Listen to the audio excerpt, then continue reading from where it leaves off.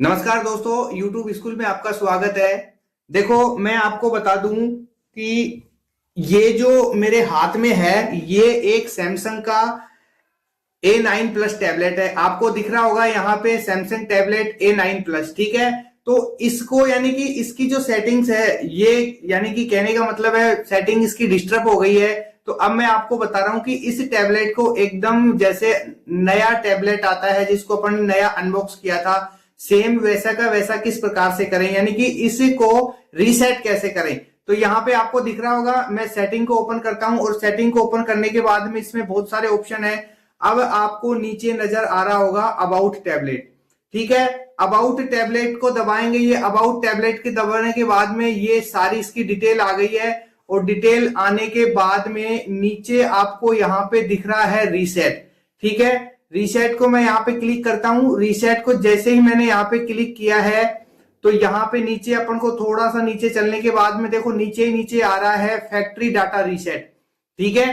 Factory data reset आ रहा है तो इसको अपन क्लिक करेंगे, ठीक है। फैक्ट्री डाटा को मैंने क्लिक किया। अब क्लिक करने के बाद में और आपके सामने एक नया पेज खुल के आ गया।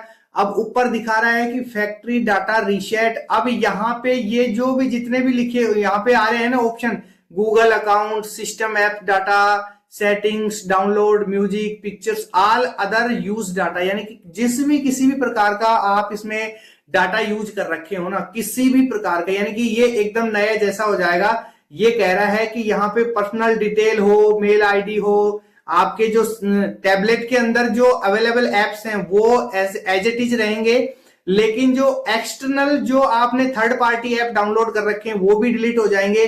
सारा सब कुछ डिलीट हो जाएगा। तो ये यहाँ पे पहले ही आपको नोटिफिकेशन दे रहा है कि इसमें पूरी डिटेल चली जाएगी। रीसेट करने से पहले आपको कोई पर्सनल डाटा हो, उसका आपको अगर बैकअप बनाना हो तो आप बैकअप बना सकते हैं। कोई वीडियोज हैं, फोटोज हैं, और कोई किसी भी प्रकार का कोई आपका मैटर है तो उसका बैकअप बनाओ। और अगर ये इंफॉर्मेशन देने के बाद में यहाँ पे आपको नीचे दिख रहा है रीसेट, जैसे ही अपन इसको रीसेट करेंगे तो अब ये क्या है, इसमें जो लॉक लगा हुआ है, जो मैं पैटर्न है वो पैटर्न दे देता हूं।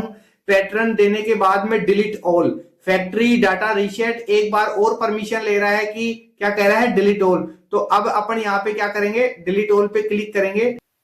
तो अपन ने जैसे ही डिलीट ऑल पे क्लिक किया है तो अपना जो ये टैबलेट है ऑटोमेटिक स्विच ऑफ हो गया है।